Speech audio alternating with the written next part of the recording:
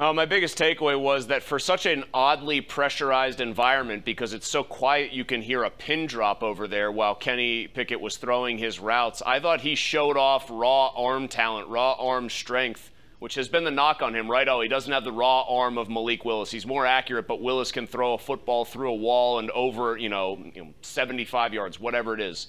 I mean, Pickett was uncorking 60, 65-yard bombs very early into his throwing program, Bob.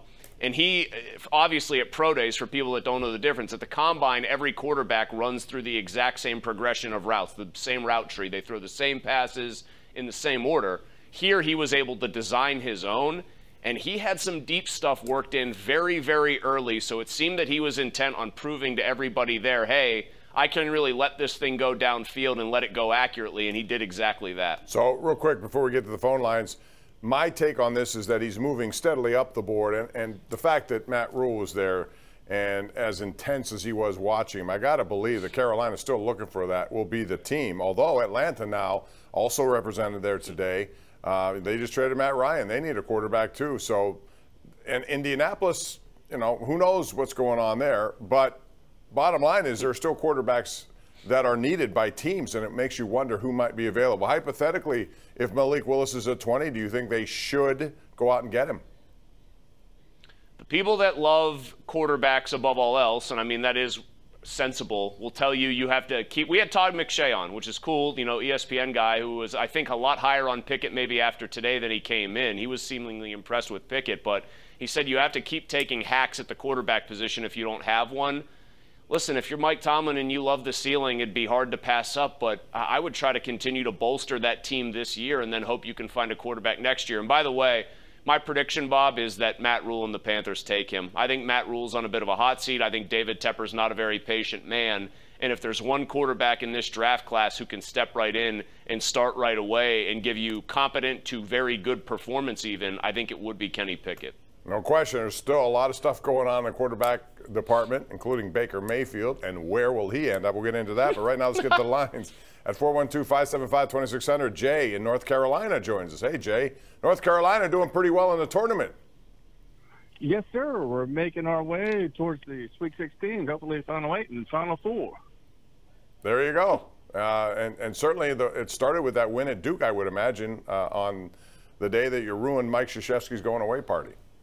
Well, no one's a fan of Mike Krzyzewski if you're a fan of Sean Miller, which I am. And I wanted your perspective, guys, on him taking over the Xavier job and maybe possibly making his way back to the Big East and arriving at the University of Pittsburgh one day. And I'll hang up and listen to your comments. Well, he's, to me, you've seen these guys. Thanks, Jay, for the call. Chris, guys like Bruce Pearl, there are a lot of guys who've had stuff hanging over them, and they've returned to basketball.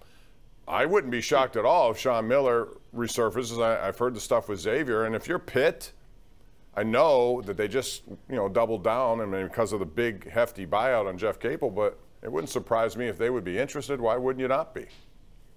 I actually don't think Pitt would eventually be interested in Sean Miller at any point. I have a feeling that are they is wrong not for gonna that happen. feeling?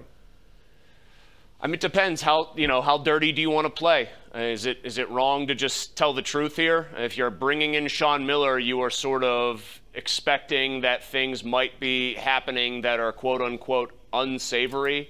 So do you want to play that way? Do you want to be that program? If so, I guess you have no compunction. But I just have a gut feeling that Pitt's not going to bring him in. Also, the caller confused me there. He said, come back to the Big East and eventually land at Pitt. Right. My friend, Jay, North Carolina, you might be down there near Tobacco Road. We all wish Pitt basketball somehow got to exist still in the Big East. It's what we all miss. It's what we all love to watch at Madison Square Garden, that tournament, Bob. I can see tears forming in your eye and trickling down your face as you think of those, of Othella Harrington, of your Otto Porters, of your Jerry McNamara's, of your Mike Cooks, of your Carl Krausers. God. You know you're getting sad thinking about the halcyon days of our youth.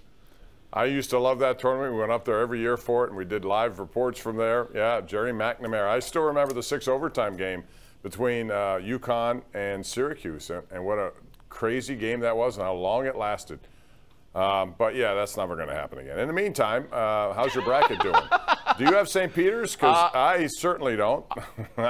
No, you know what? So I have let me see here. I have 9 of my Sweet 16. I have 6 of my Elite 8, and I have all of my Final Four here, Bob, and I will only toot my horn about one pick. I have Gonzaga, UCLA, Arizona. Okay, that's not that bold.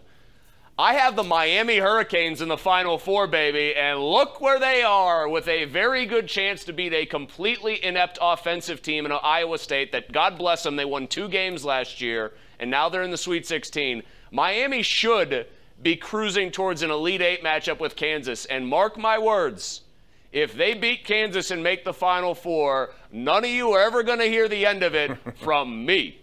Well, I tell you what, I'm not surprised with the talent level that Jim Larrañaga has, but I will say this, Iowa State is a good team, and I know St. Peter's is where they are, but to me the story of this tournament right now is Iowa State. Where they were, where they are in a short period of time. That's remarkable to me.